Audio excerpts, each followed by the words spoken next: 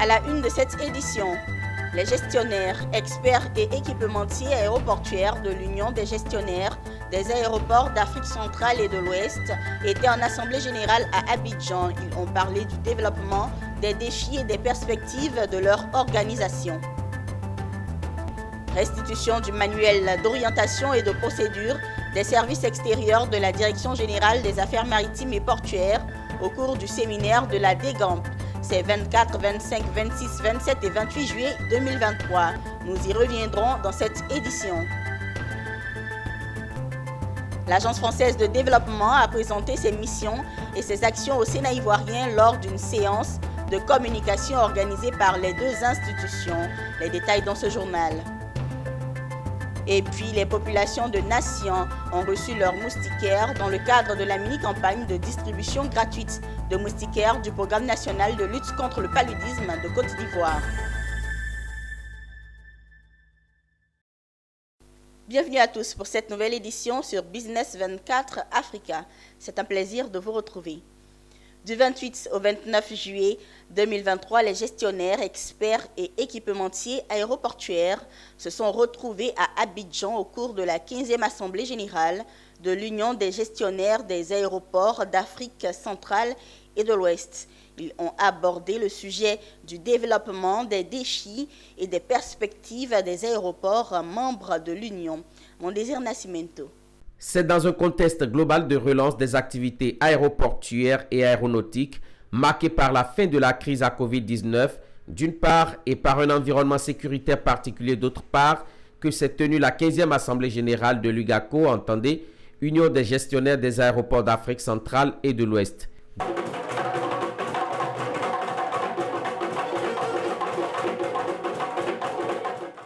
Deux jours durant les 28 et 29 juillet 2023, les gestionnaires, experts et équipementiers aéroportuaires se sont retrouvés à Abidjan. Développement des aéroports, membres de l'UGACO, défis et perspectives. C'est le thème qui a permis de réfléchir sur les questions importantes de l'avenir de l'Union. Il s'agit notamment de la certification carbone, la sécurité, la sûreté, la protection de l'environnement, l'amélioration des dessertes, l'élargissement et l'adhésion de nouveaux membres dans l'Union. Des questions qui seront abordées sous les regards du représentant du ministre des Transports, Koné Dioma.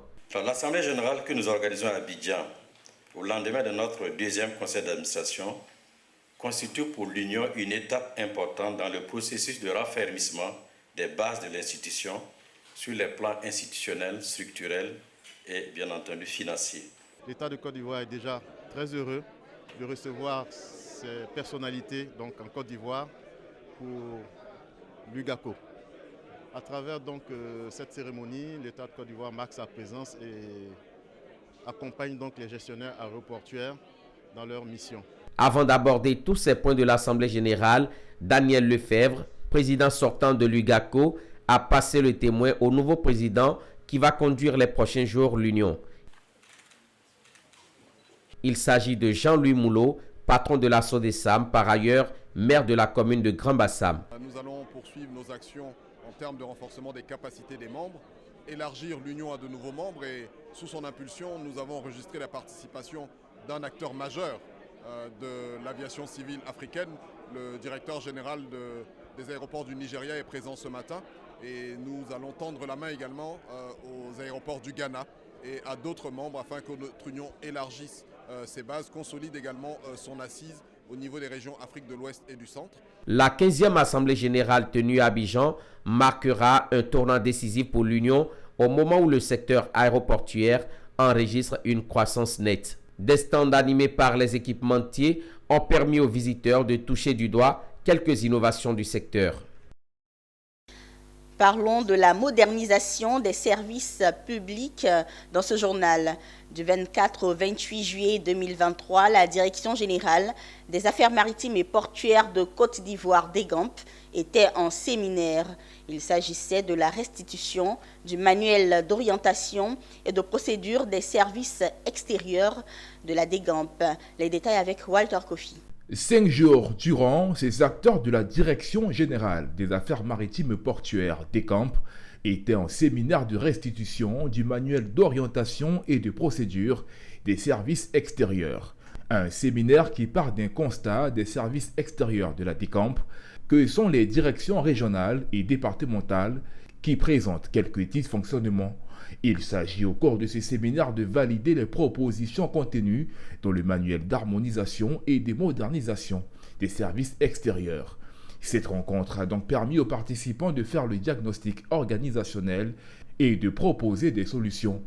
Au nombre des recommandations, on note la rédaction d'un manuel d'orientation et de procédure des services concernés, un cahier de charges des principaux acteurs et la formation du personnel.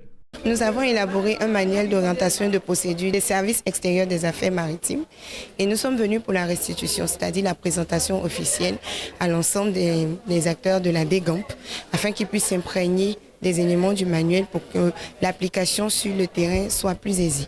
C'est un séminaire d'orientation et de procédure. Voilà, c'est avec les procédures que nous travaillons. Ce sont des services extérieurs. On souhaiterait qu'on puisse harmoniser les procédures. Voilà, on souhaiterait aussi pouvoir les orienter parce que chaque arrondissement, en fonction de sa spécificité, a une mission particulière. Il y en a qui seront plus dédiés aux balnéaires, il y en a qui feront la sécurité des voies d'eau lagunaires compte tenu du trafic qui se passe dans ces régions. D'autres vont aussi lutter contre la pêche, ainsi de suite. Donc en fonction des activités qui se passent de telle région ou telle autre région, on oriente, mais les procédures en matière de contrôle, en matière de ceci, on avait voulu quand même les uniformiser, les harmoniser. Il est bon de souligner que cet outil moderne de gestion des services extérieurs de la Direction générale des affaires maritimes et portuaires DECAMP a été piloté par le cabinet Groupe Royal Consulting.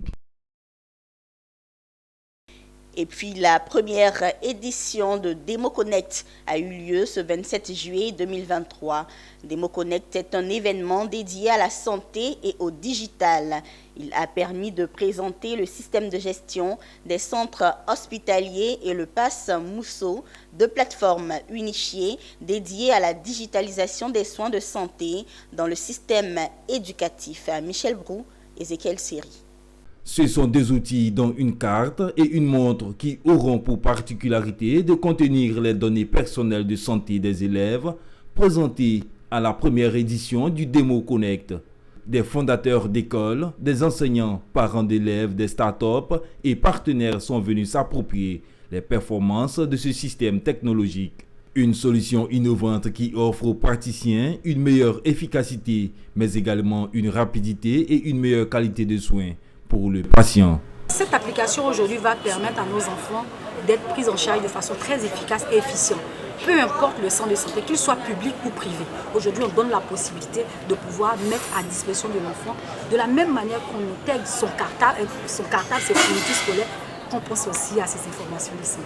On parle de gros programmes de digitalisation, mais pour nous, en tant qu'entreprise de services numériques de base, c'était comment venir assister le système de santé à se digitaliser.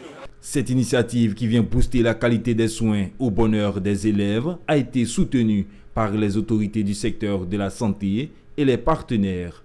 Ces solutions, dans leur fonctionnement, puissent prendre en compte toutes les préoccupations, tous les besoins exprimés par les établissements de santé. La santé est un domaine stratégique, voire régalien. Et donc, SNEDEI va tout faire pour être un acteur de poids au niveau de la santé afin de permettre à la Côte d'Ivoire d'avoir un système de santé efficace et solidaire. Sur 3500 structures de santé en Côte d'Ivoire pour l'année 2023, 160 structures seront déployées et aujourd'hui, ce sont 83 qui sont connectées. L'application mobile est déjà disponible et téléchargeable sur les différents stores via Santé CIV.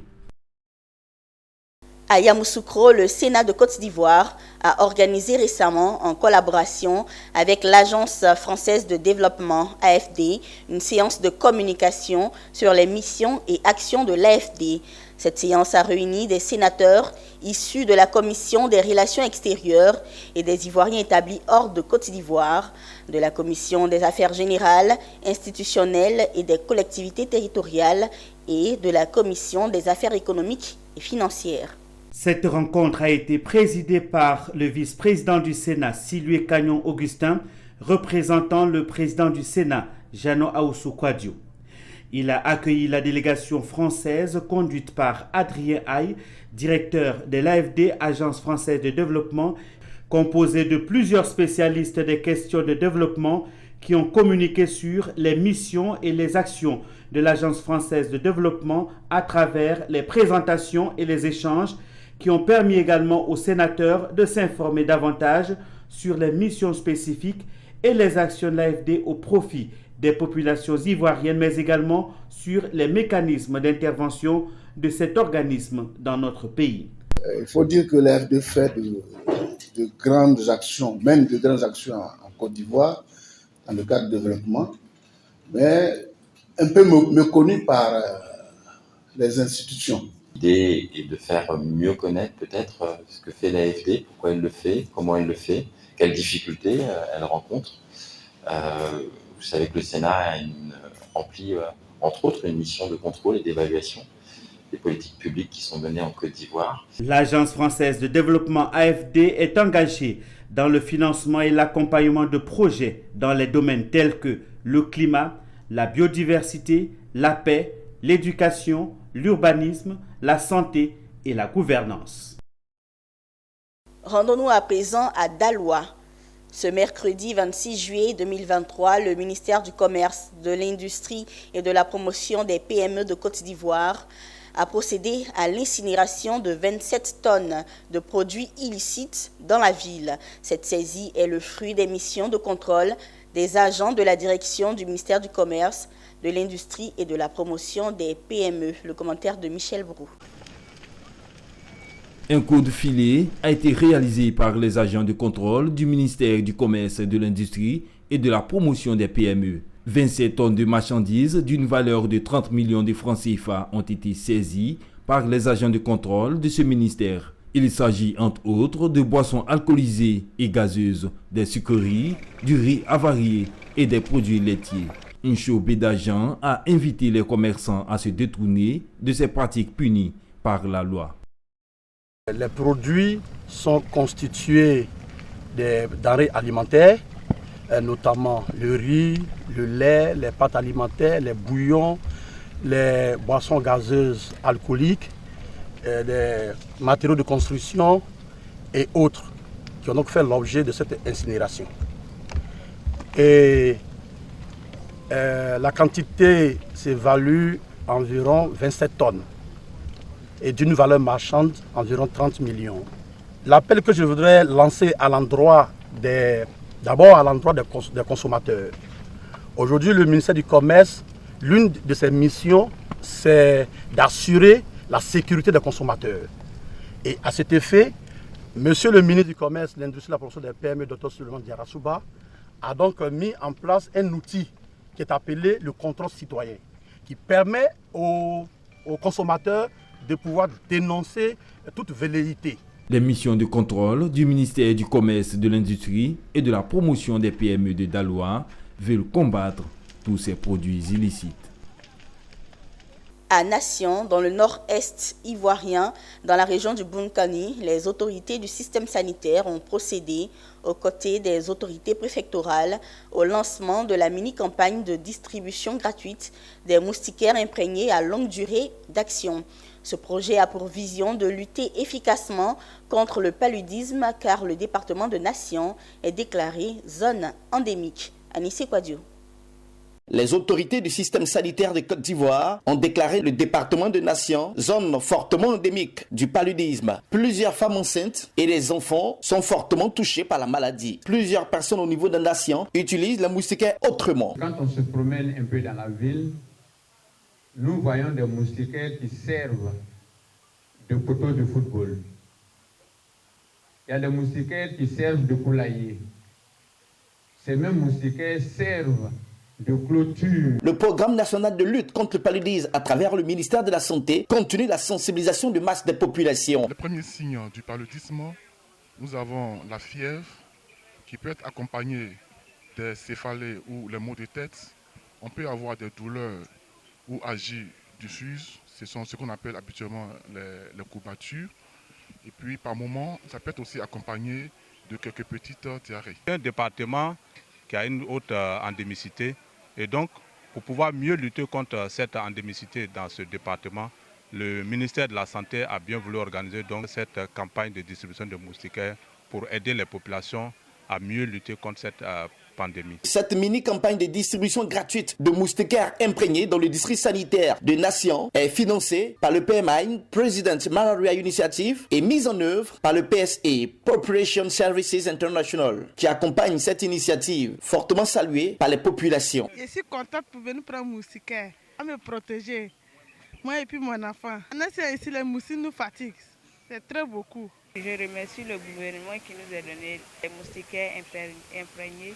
Aujourd'hui, on va bien dormir. À la population, leur demander que pour cette mini-campagne qui vient d'être lancée dans le département des Nations, prennent soin des moustiquaires qui leur seront attribués. Cette opération de distribution de moustiquaires imprégnés d'insecticides à longue durée d'action s'étendra du 27 au 31 juillet prochain. Et puis la gestion de la réserve naturelle de Bossématié était récemment au centre de 2 ateliers d'échange à Abengourou. Objectif, dégager les stratégies pour une meilleure conservation de cette aire protégée.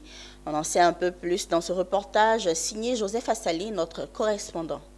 Dans le cadre du processus de prise en main de la gestion de la réserve naturelle de la Bossématié par l'OIPR, Office ivoirien des parcs et réserves, des activités liées à la surveillance et aux mesures riveraines ont été initiées. À cela déjà s'ajoute la création de comités et la mise en place de différents organes de gestion participative. C'est dans cette dynamique que le plan d'opération et la première réunion du comité de gestion local CGL ont fait l'objet d'ateliers de réflexion à Aban. Je vais signaler que l'OIPR seul, quelle que soit la superficie de l'OIPR seul ne peut pas assurer la gestion. Je vais vous dire merci pour cela, surtout pour votre appui à l'OIPR pour gérer cet espace-là. Chers membres du comité de gestion, notre rôle dans la protection de cette réserve naturelle de Bossématié est indéniable, voire indispensable. C'est pourquoi je nous invite à suivre avec la plus grande attention les mouvements des populations qui, la plupart du temps, viennent d'ailleurs dans la réserve naturelle de Bossématié pour s'adonner aux activités agricoles. Pour que la présence humaine dans cette réserve naturelle soit un passé lointain. Récemment, une mission de la coopération allemande et de l'Union européenne a visité la réserve naturelle de la Bossématié dans l'optique d'appuyer l'OIPR dans sa politique de protection et de sauvegarde de cette aire protégée d'une superficie de 21 960 hectares. La coopération allemande, la GIZ, a procédé à la remise de plusieurs matériels agricoles à la société coopérative agricole Anouanzé d'Agnan-Sué. La cérémonie de remise a eu lieu récemment dans les locaux de la coopérative à Agnan-Sué, dans le département d'Abengourou. Cette remise, qui s'inscrit dans le cadre du projet Pro-Planteur, a été marquée par la présence de nombreuses autorités et des membres de la coopérative. Le commentaire de Pierre Tebeu. Ce sont au total 900 femmes productrices de cacao et de femmes de producteurs de cacao qui sont bénéficiaires de ces dons. Cette remise qui s'inscrit dans le cadre du projet Pro-Planteur avec le volet association villageoise d'épargne et de crédit. Un projet qui a pour objectif d'améliorer les conditions de vie des membres à travers le développement d'une épargne locale et la diversité des cultures. Tout cela par la formation assurée par le cabinet Green Africa Performance. La responsable chargée du projet a indiqué que la coopérative a présenté de bonnes performances par le dynamisme de ses membres à travers la formation. On dit merci à tous ces donateurs. Et je dis aussi merci. C'était pour conseiller à mes soeurs qu'on a besoin de toutes les femmes. Je voudrais simplement remercier Nestlé qui a initié ce programme. Remercier GIZ et Gisco, le maître d'ouvrage de ce programme. Pour elle, la coopération allemande accorde une grande importance au projet pour la réussite d'un autre projet à venir de lutte contre le travail des enfants. Elle s'est réjouie du travail des femmes dans la cacaoculture et la diversification des cultures. Mais nous avons un partenariat ici, surtout pour travailler à la Côte d'Ivoire avec des coopératives qui sont aussi coopératives de proplanteurs. Nous avons une petite contribution dans ces grands projets de Nestlé et de Ofi. Et surtout, on peut pour travailler avec les femmes et sur les activités pour éviter le travail des enfants. Toutes les personnalités présentes ont invité les femmes à plus de persévérance pour leur autonomisation, à s'appuyer également sur ces matériels pour sortir de la pauvreté. Ils ont par ailleurs demandé au donateur GIZ à poursuivre son accompagnement au niveau de la diversification des cultures. Le ministère du Tourisme de Côte d'Ivoire, à travers la Direction régionale du tourisme du Bassa-Sandra, a organisé les présélections du concours national de la cuisine ivoirienne, édition 2023. Ce concours a l'attention des professionnels de la gastronomie et de la restauration, des fêtières et associations, des guides touristiques et visiteurs, permet de présenter les différents mets de la cuisine ivoirienne. La grande finale au plan national aura lieu du 17 au 19 août prochain à Anibilécro. Abel Kwao, commentaire Pierre Tebeu. La cérémonie a débuté par une prestation artistique du bolo traditionnel exécuté par le groupe Bolo Dance, suivi de la présentation du concours. Ensuite, place à la compétition avec des candidats venus des régions de San Pedro, de la Nawa et du Boclé. L'objectif est de valoriser et promouvoir les richesses culinaires des différentes aires touristiques et culturelles ivoiriennes à travers la professionnalisation du métier de cuisine dans chaque direction régionale du tourisme. Les deux lauréats de la région de San Pedro sont heureux d'être présélectionnés à ce concours national. Ils promettent de représenter dignement la région à la finale nationale à Anibilécro. Alors tout d'abord, je voudrais féliciter tous les autres participants qui n'ont pas démérité. C'est vrai que j'ai remporté le trophée, mais félicitations aux autres. La compétition a été serrée. On a dû travailler dur et fort. Je voudrais remercier la ville de San Pedro, le ministère du Tourisme de San Pedro. Je suis très contente d'avoir participé à ce concours-là. C'est vrai que je n'espérais pas parce que j'ai fait un menu tout simple, mais heureusement que ça marchait. Mon souhait donc, c'est de remporter le prix national. Nous partons pour remporter les 2 premiers prix pour revenir. Alors nous lançons un appel à tous ceux qui participent à ce jeu aujourd'hui pour leur dire que la cuisine est essentielle dans la promotion du tourisme d'une destination parce que quand on voyage, on mange obligatoirement. On peut choisir de ne pas acheter de gâteaux souvenirs, mais on ne choisit pas de manger ou ne pas manger. On est obligé de manger lors d'un voyage. 2 concours ont été organisés pour chaque présélection. L'un a concerné les cuisiniers professionnels, l'autre concours les amateurs de la cuisine. Voilà, c'est la fin de cette édition sur Business 24 Africa, votre télé utile. Merci de l'avoir suivi et très bonne suite de programme.